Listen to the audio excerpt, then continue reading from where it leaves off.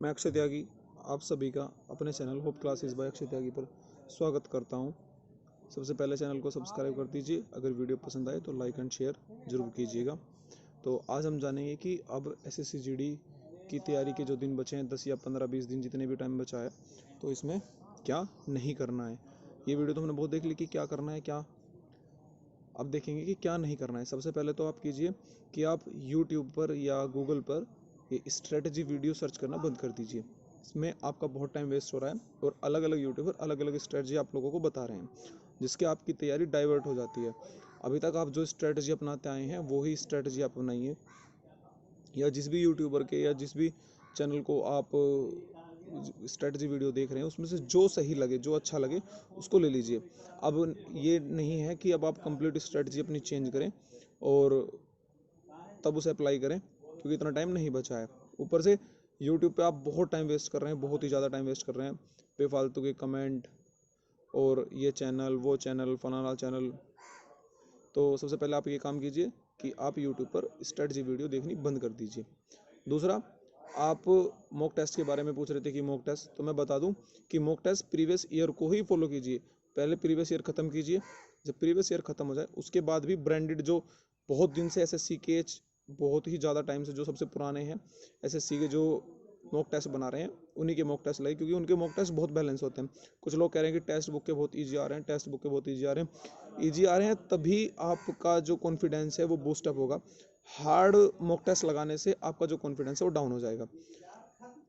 एक बात और कि अगर प्रीवियस ईयर आप लगाएंगे तो आपको पता चलेगा कि अगर आप पिछले एग्जाम में होते तो आपका कितना स्कोर आ रहा होता और आपका सिलेक्शन होता या नहीं होता तो किस पोस्ट पे होता।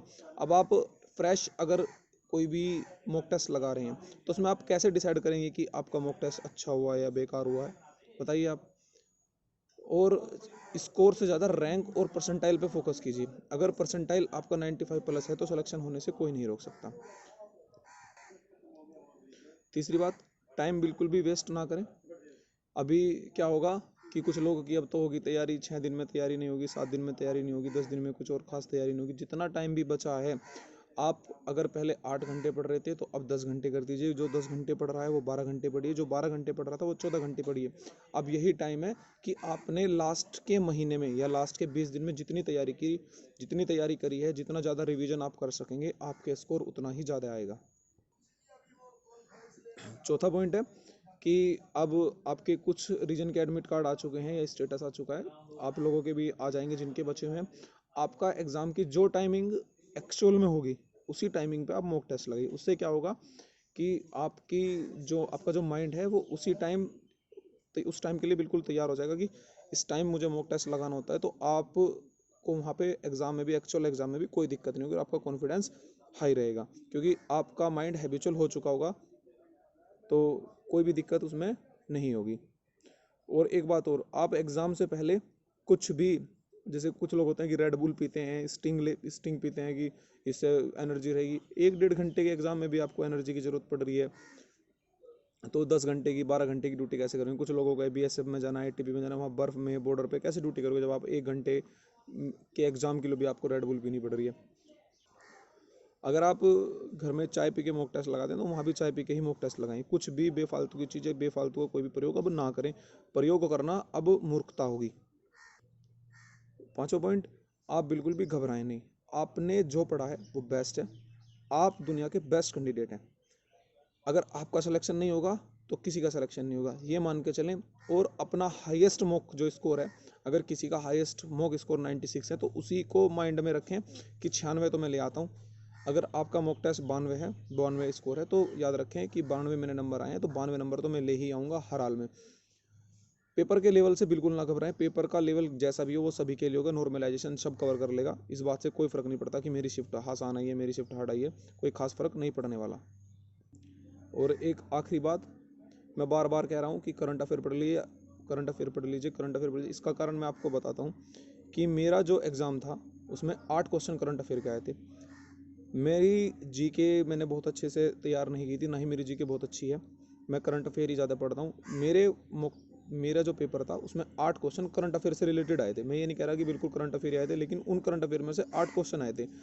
मेरी शिफ्ट में नॉर्मलाइजेशन इसलिए ज़्यादा हुआ क्योंकि करंट अफेयर बच्चों ने नहीं पढ़ रखे थे उतने अच्छे से, और करंट अफेयर ना पढ़ने की वजह से उनका स्कोर उस शिफ्ट में नहीं बन पाया। मैंने करंट अफेयर पढ़ रखे थे, 8 क्वेश्चन मेरे करंट अफेयर है, 8 में से मेरे 7 क्वेश्चन करंट अफेयर के सही थे, जिसकी वजह से मैं 96 तक पहुंच पाया। तो मैं फिर आपको एक आखिरी बार समझाना चाहूँगा कि बेफालतू की कंट्रोवर्सी में मत घुसे। जो अभी आपका एग्ज़ाम है उस पर फोकस कीजिए, बेफालतू की वीडियोस देखना बंद कर दीजिए।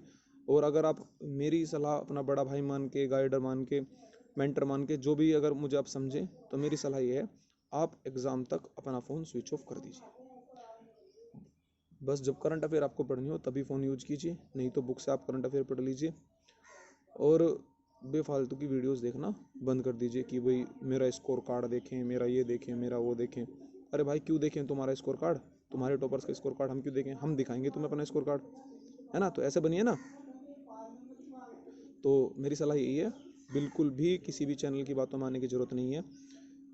अपने बस बिल्कुल अपने एग्ज़ाम पे फोकस कीजिए। ये सब बिजनेसमैन है, मॉक टेस्ट अब बनाएंगे, अगर आप उनकी बुक्स पढ़ेंगे तो ही आप उनके मॉक टेस्ट में स्कोर अच्छा कर पाएंगे। आपको उनके मॉक टेस्ट में स्कोर अच्छा नहीं करना है, आपको एसएससी के एग्ज़ाम में स्कोर अच्छा करना है। और एसएससी की खासियत रही है कि एसएससी 70 से 80% क्वेश्चन रिपीटेशन चलता है। मैं इसलिए मैंने आपको कहा था कि आप सीजीएल के जो रीजनिंग के मॉक टेस्ट हैं, सिर्फ रीजनिंग के जो अभी एग्जाम होता है उसे लगा लीजिए, आपके 25 में से 25 आएंगे। यकीन नहीं आए तो आप एग्जाम के बाद देख लीजिएगा, ठीक है। और कुछ लोग पूछ रहे थे, ये पर्सनल बात है, कि आपका सीपीओ का मेडिकल क्या रहा? हाँ, मेरा सीपीओ का मेडिकल फिट हो गया, ग्राउंड फिट मेडिकल हो गया। मेरा 18 तारीख को मेडिकल था, तो 18 में पहला ही दिन मेडिकल था, तो 19 की छुट्टी थी। 18 में शाम तक उन्होंने ब्लड और यूरिन टेस्ट किया, 19 की छुट्टी थी, फिर 20 में बुलाया, 20 में पूरा हो गया। रेडियोलॉजिस्ट उनके पास नहीं था, तो उन्होंने फिर 22 में बुलाया और 22 की शाम को रिजल्ट डिक्लेयर कर दिया। तो मैं ग्राउंड फिट हुआ, उसमें सीपीओ में अच्छा